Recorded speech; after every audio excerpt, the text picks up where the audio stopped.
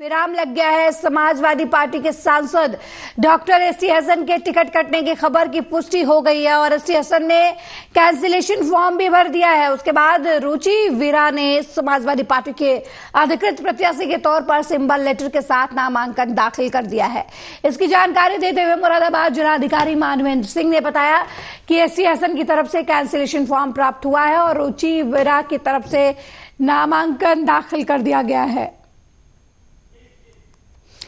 तो मुरादाबाद में काफी उहापोह के बाद एक बार फिर समाजवादी पार्टी के सांसद एसटी हसन का टिकट जो है वो काटा जा चुका है और उनकी जगह पार्टी ने रुचि वीरा को अपना प्रत्याशी घोषित किया है, जिसके बाद एसटी हसन ने अपना नामांकन खारिज करने के लिए पर्चा भर दिया है। वहीं दूसरी तरफ रुचि वीरा जो है समाजवादी पहले नामांकन किया गया था और फॉर्म ए भी जमा किया गया था, लेकिन आज रुचि वीरा जी के द्वारा नामांकन किया गया। उसमें उन्होंने फॉर्म ए भी जमा किया, जिसमें एसटी हसन के जो पहले फॉर्म ए भी जमा किया था उसको निरस्त करते हुए हमारे पास फॉर्म ए भी आया हुआ है। अधिकृत जो है वो रुचि वीरा जी के पास। हाँ, अब अधिकृत प्रत्याशी रुचि वीरा। एसटी हसन जी के द्वारा पहले नामांकन किया गया था और फॉर्म ए भी जमा किया गया था, लेकिन आज रुचि वीरा जी के द्वारा नामांकन किया गया। उसमें उन्होंने फॉर्म ए भी जमा किया, जिसमें एसटी हसन के क्योंकि टाइम बहुत कम था और ये भी हिदायत थी कि जल्द से जल्द कर दें, इसीलिए मैंने नामांकन किया। और आज मुझे पता चला एक दूसरे कैंडिडेट ने भी नामांकन कराए। अब फैसले हाईकमांड के ऊपर है, वो जो भी फैसला लेंगे उसे हम तस्लीम करें, क्योंकि टाइम बहुत कम था और ये भी हिदायत थी कि जल्द से जल्द कर दें, इसीलिए मैंने नामांकन किया। और आज मुझे पता चला एक दूसरे कैंडिडेट ने भी नामांकन कराए। अब फैसले हाईकमांड के ऊपर है, वो जो भी फैसला लेंगे उसे हम तस्लीम करें, क्योंकि टाइम बहुत कम था और ये भी हिदायत थी कि जल्द से जल्द कर दें, इसीलिए मैंने नामांकन किया। और आज मुझे पता चला एक दूसरे कैंडिडेट ने भी नामांकन कराए। अब जानकारी के लिए मुरादाबाद से हमारे संवाददाता दानवीर फोन लाइन पर जुड़ गए हैं। दानवीर, मुरादाबाद में बड़ा उलटफेर देखने को मिला है। मौजूदा सांसद एसटी हसन का टिकट कट गया है, उनकी जगह रुचि वीरा को दिया गया है। क्या कुछ सियासी समीकरण बता रहे हैं मुरादाबाद के इस समय समाजवादी पार्टी के हित में, और कितना जो है वो एसटी हसन के हित में समाजवादी पार्टी का फैसला नजर आ रहा है?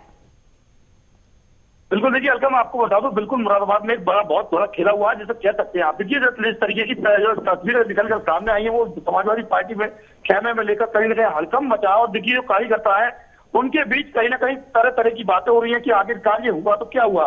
देखिए जिस तरह की बात करो, एसटी हसन साहब ने दावा किया था और उन्होंने नामांकन भी किया, और नामांकन करने के बाद जब वो वापस आकर मीडिया में उनके द्वारा बताया गया पार्टी से मुझे टिकट दिया गया है और पार्टी भरोसा करती है, दूसरी बार मुझे उम्मीद है कि जनता मेरा कामयाब पड़ेगी।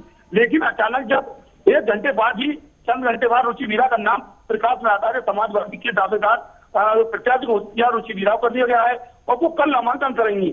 लेकिन ऐसा सब कुछ सामने आने के बाद देखिए अटकलें तो पहले दिन से लगाई जा रही, क्योंकि जैसे ही नामांकन करने एसटी हसन साहब मौके पर पहुंचे थे तो उससे पहले मामला चल रहा था। रुचि वीरा का नाम प्रकाश में आया है तो 2 घंटे बाद नामांकन कराने पहुंचे। लेकिन रुचि वीरा को जब नाम प्रकाश में आया, क्योंकि कई अधिवक्ता उसमें लगे हुए थे, उनके नामांकन जो पर्चा थे वो जो कॉलम थे वो पूरे किए जा रहे थे। लेकिन जब तक ऐसा कुछ नहीं था, रुचि वीरा ने दूसरे दिन एकदम से अचानक, जब देखिए दूसरे दिन की बात करें तो सुबह 10 बजे तक रुचि वीरा का कोई नाम नहीं था और अचानक एसटी हसन साहब की तरफ से बयान आया कि मुझे ही पार्टी ने घोषित किया, मेरे द्वारा नामांकन कर दिया गया है। लेकिन जब रुचि वीरा 12:30 बजे मुरादाबाद कलेक्टर सभागार में पहुंचती हैं और अचानक नामांकन कराती हैं और मीडिया से बात करती हैं, कहती हैं कि हमें पार्टी ने भेजा है, मतलब पार्टी ने हमें भेजा है, पार्टी की तरफ से लेटर आया, उसके लेकर हम नामांकन कराने पहुंच रहे हैं। तो रुचि वीरा द्वारा नामांकन कराया गया। उसके बाद जो समाजवादी करते जनता है तमाम तरह तरह की बातें कर रहे हैं। प्रदर्शन जैसी तमाम तस्वीरें मुरादाबाद से आ रही हैं। आगे कभी तस्वीर अभी मैं आपको बता दूं, दानवीर क्या वजह रही जो एसटी हसन का टिकट काटा गया, और क्या खास वजह है रुचि वीरा को समाजवादी पार्टी की तरफ से टिकट देने की मुख्य वजह क्या है?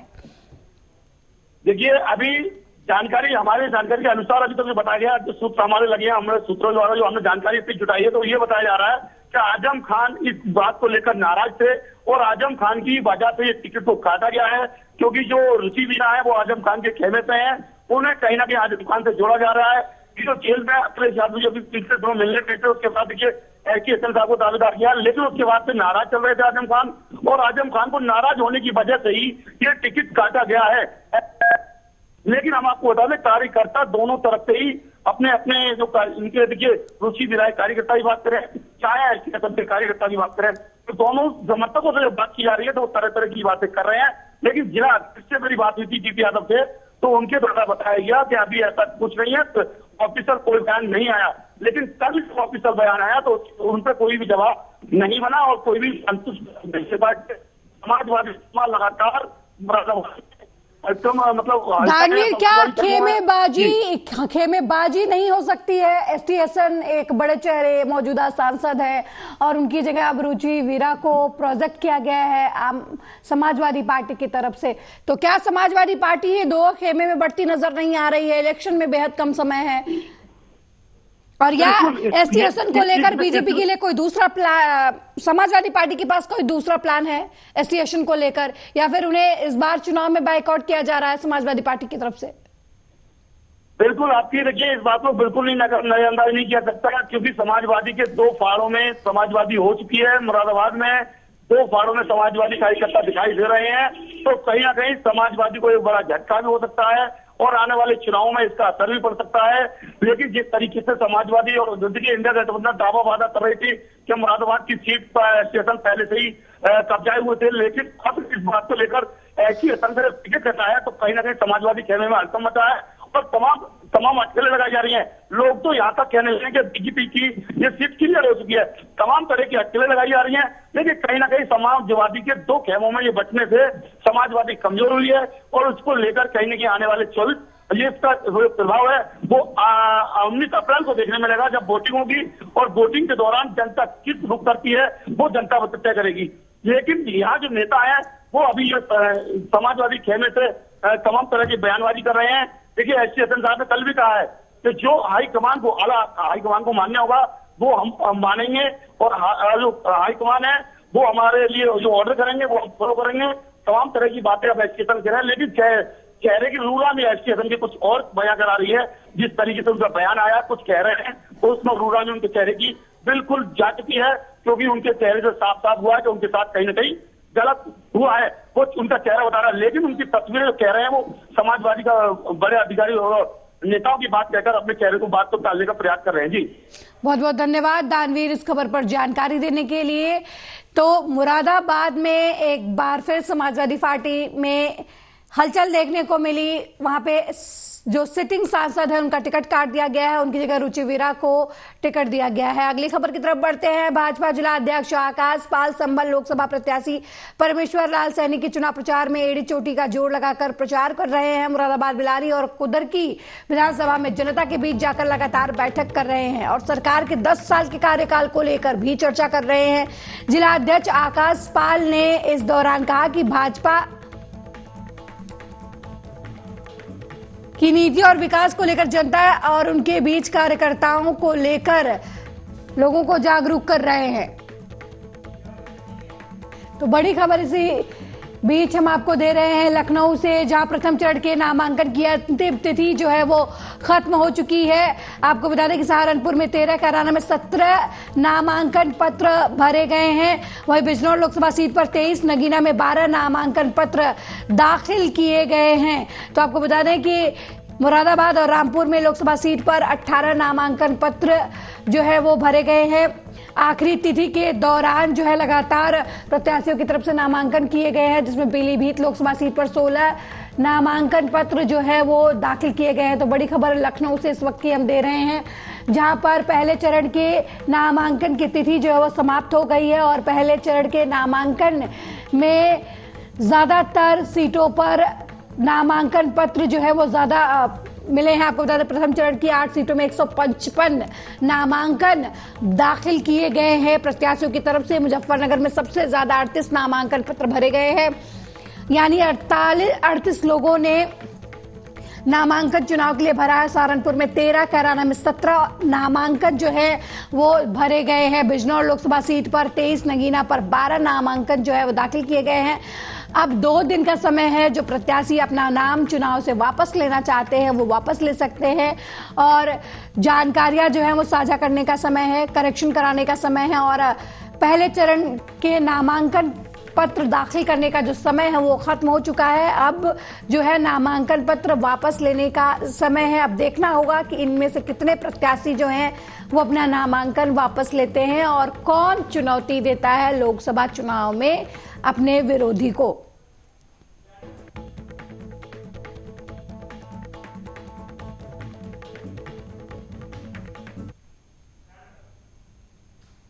वहीं महोबा के कानपुर सागर राष्ट्रीय राजमार्ग में 2 ट्रकों की आपस में भिड़ंत हो गई। भिड़ंत से 2 ट्रकों में अचानक से आग लग गई। आग लगने से ट्रक में सवार दोनों चालकों की मौके पर ही मौत हो गई है। सूचना पर पहुंची पुलिस ने शवों को कब्जे में लेकर पोस्टमार्टम के लिए भेज दिया और अग्रिम कार्रवाई में जुट गई। तस्वीरों में भी आप देख सकते हैं कि हादसा कितना भयानक है। ट्रक और डंप लोडर में आमने सामने से भिड़ंत हुई जिसकी वजह से अचानक ट्रक में आग लग गई और इस दुर्घटना में दोनों ही ट्रक चालकों की मौके पर ही मौत हो गई। मौके पर पहुंची पुलिस ने आग पर काबू पाकर दोनों शवों को बाहर निकाला और शवों को कब्जे में लेकर पोस्टमार्टम के लिए भेज दिया।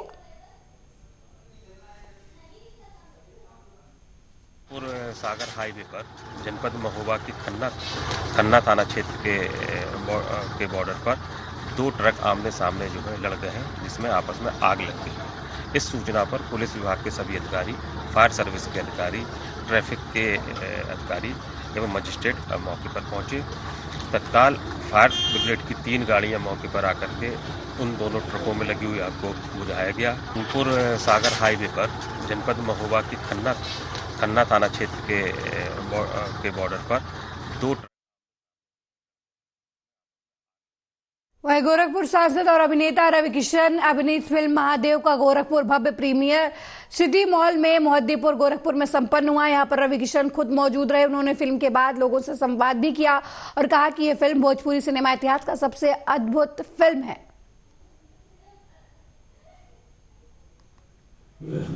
मैं बहुत अच्छा सवाल किया। महाराज जी ने इस फिल्म को आशीर्वाद भी दिया। महाराज जी ने ट्रेलर भी देखा है, महाराज जी को पसंद भी आया। मैं चाहता था महाराज जी ने और लोगों ने यहाँ पर इसको शहर को इतना सुंदर रखा है। गोरखपुर के लोग इतने सुंदर हैं। मेरे पुरखों की जमीन है, मैं यही मामखोर से, तो हम चाहते थे। मैंने हमेशा से वही किया जिस काम में मुझे बहुत मजा आया मैं वो करती गई।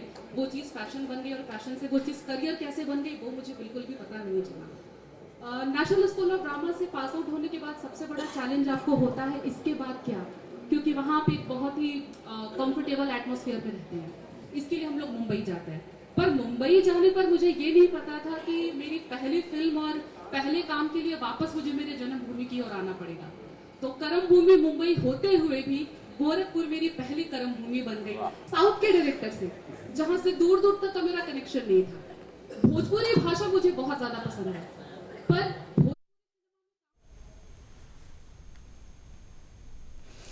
वहीं कांग्रेस ने उत्तर प्रदेश में होने वाले लोकसभा चुनाव के लिए 4 और प्रत्याशियों के नाम की घोषणा की है। 27 मार्च को पार्टी ने यूपी के गाजियाबाद, महाराजगंज और सीतापुर सहित बुलंदशहर की सीटों पर अपने प्रत्याशियों के नाम की मुहर लगा दिया। खबर के अनुसार गाजियाबाद से डॉली शर्मा को प्रत्याशी घोषित किया गया है। बुलंदशहर से शिवराम वाल्मीकि, सीतापुर से नकुल दुबे और महाराजगंज से वीरेंद्र चौधरी को प्रत्याशी बनाया गया है। वहीं यूपी की हॉट सीट कही जाने वाली अमेठी और रायबरेली की टिकट पर एक बार फिर पेच फंस गया है। सूत्रों ने बताया कि यहां से गांधी परिवार के चुनाव लड़ने पर असमंजस कायम है।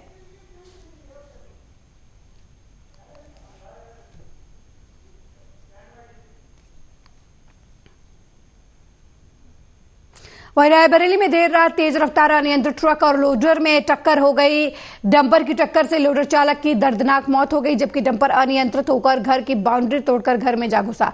मामला लालगंज कोतवाली क्षेत्र के गासो मार्ग पर स्थित चोरिया का है, जहां पर ट्रक और लोडर में आमने सामने से भिड़ंत हो गई। हादसे में लोडर चालक मोहम्मद अली काकोरी जिला लखनऊ की मौके पर ही मौत हो गई। मौके पर पहुंची पुलिस ने मृतक के शव को कब्जे में लेकर पोस्टमार्टम के लिए भेज दिया और मामले की अग्रिम कार्रवाई में जुट गई।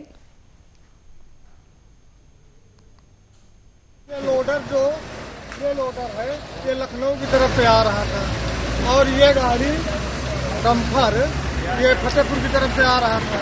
ये लोडर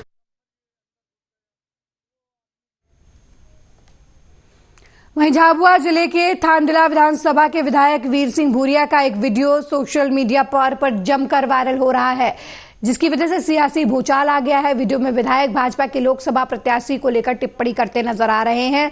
भाजपा ने झाबुआ कार्यालय पर प्रेस वार्ता कर कांग्रेस पर हमला किया। इस दौरान जिलाध्यक्ष भानु भूरिया ने विधायक वीर सिंह भूरिया को आड़े हाथों लिया और कहा कि आवाज वीर सिंह भूरिया की है, लेकिन शब्द कांग्रेस प्रत्याशी कांतिलाल भूरिया के हैं। उन्होंने कहा कि माफी से अब काम नहीं चलेगा। उन्होंने चुनाव आयोग को इस मामले में अवगत कराया है और कार्रवाई करने की बात कही है। चुनाव आयोग और पुलिस अधीक्षक के नाम आवेदन सौंपकर उनके खिलाफ कार्रवाई की मांग की है। इस मामले में विधायक वीर सिंह भूरिया ने अपने कार्यालय पर प्रेस वार्ता की और कहा कि वायरल वीडियो के साथ छेड़खानी की गई है। कांग्रेस पार्टी सभी वर्गों का गुलदस्ता है और इस वीडियो में कहे गए शब्द उनके नहीं है। कल थांदला के माननीय विधायक जी ने भारतीय जनता पार्टी की हमारी शिक्षित प्रत्याशी के खिलाफ जिस प्रकार से टिप्पणी करी और माननीय हमारे मंत्री नागर सिंह जी को लेकर जो उनके शब्द थे, निसंदेह ये कांग्रेस की पुरानी परम पार्टी जो पुरानी अपनी परंपरा परिपाटी है उसी का ही है। आप देखिए अभी तक ये लोग चुप थे, जैसे ही कांतिलाल जी भूरिया का टिकट घोषित हुआ और इस प्रकार की बयानबाजी शुरू हुई।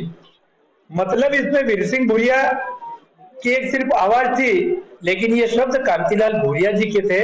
कांतिलाल जी भूरिया कई बार बोल चुके हैं कि झाबुआ में चुनाव कैसे लड़ना कैसे जीतना हमको आता है।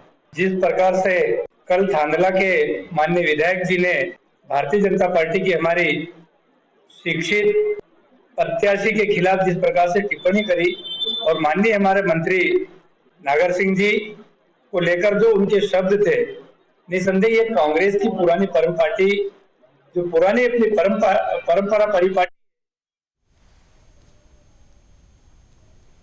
वह भोपाल में बुजुर्ग महिला को पीटने वाले कलयुगी पोते और बहू को थाना जहांगीराबाद पुलिस ने गिरफ्तार कर लिया है। जहांगीराबाद और साइबर क्राइम पुलिस ने संयुक्त कार्रवाई करते हुए दोनों आरोपियों को भोपाल बस स्टैंड से गिरफ्तार किया। आरोपी दीपक सेन और उसकी पत्नी पहले भी बुजुर्ग महिला को प्रताड़ित कर चुके हैं।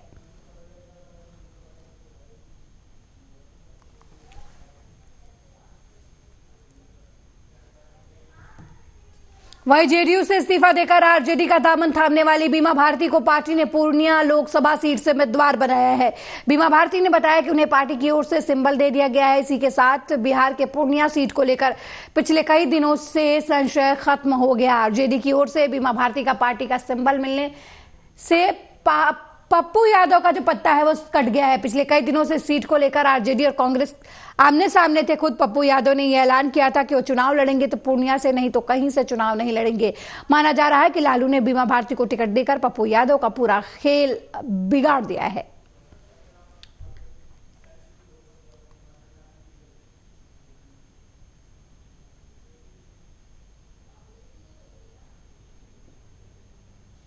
पूर्णिया से हमको माननीय राष्ट्रीय अध्यक्ष लालू प्रसाद जी, तेजस्वी जी और राजमाता का आशीर्वाद मिल चुका है और पूर्णिया में जो एक महिला अति पिछड़ा को टिकट देने का काम किया, सम्मान देने का काम किया हमारे नेता ने और उनके भरोसा पर हम लोग पूर्णिया से हमारे माननीय लालू प्रसाद जी के आशीर्वाद से पूर्णिया से भारी महत्व से पूर्णिया की जनता ने मुझे जिता करके लोकसभा भेजने का काम किया। महागठबंधन टूट गया पूर्णिया में? नहीं, साथ है, सभी साथ है। कांग्रेस, कम्युनिस्ट, राजद, वाम दल, माले सभी साथ है। नहीं, वो हमारे सम्मानित है, हमारे गार्जियन है, अभिभावक है, उनसे भी मैं आग्रह करना चाहती हूँ वह भी हमारे साथ दे करके और जो है कि चुनाव जिताने का काम करें। बिल्कुल पूर्णिया से हमको माननीय राष्ट्रीय अध्यक्ष लालू प्रसाद जी, तेजस्वी जी और राजमाता का आशीर्वाद मिल चुका है और पूर्णिया में जो एक महिला अति पिछड़ा को टिकट देने का काम किया, सम्मान देने का काम किया हमारे नेता ने और उनके भरोसा पर हम लोग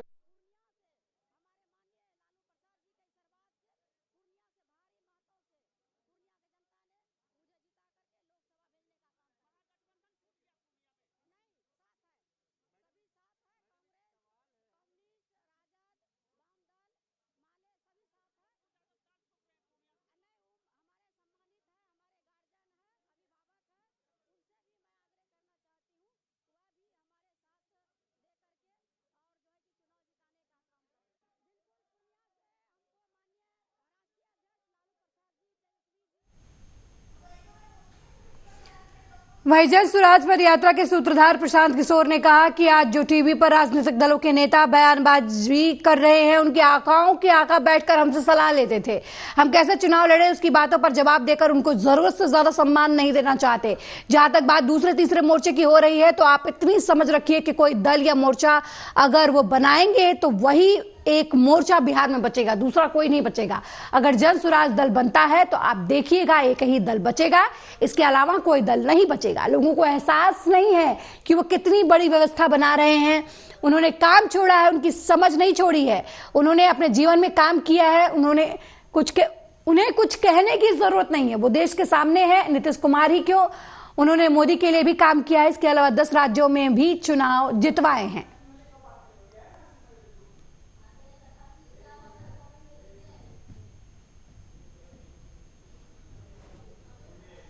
काम किया है, वो किसी के कहने की जरूरत नहीं है, वो तो देश के सामने है। और नीतीश कुमार ही क्यों, लोग मैंने मोदी जी के लिए भी काम किया है, नीतीश कुमार के लिए काम किया है, 10 राज्यों में चुनाव जीते हैं, तो ये कोई छुपी हुई बात है नहीं।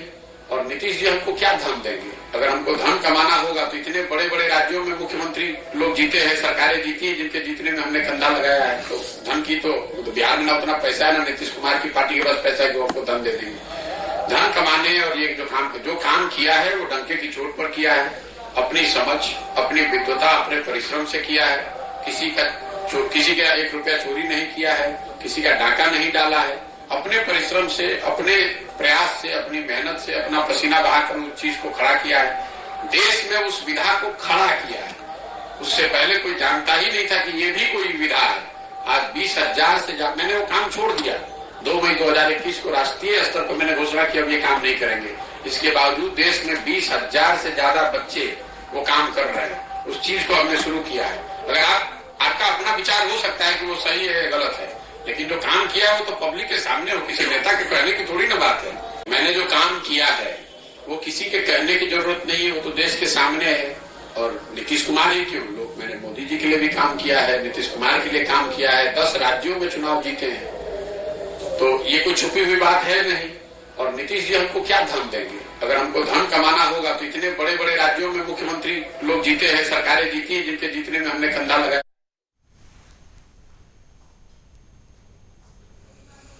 मेरे साथ इस बुलेटिन में फिलहाल इतना ही। देश दुनिया की तमाम खबरों को देखने के लिए देखते रहिए आर्या न्यूज। नमस्कार।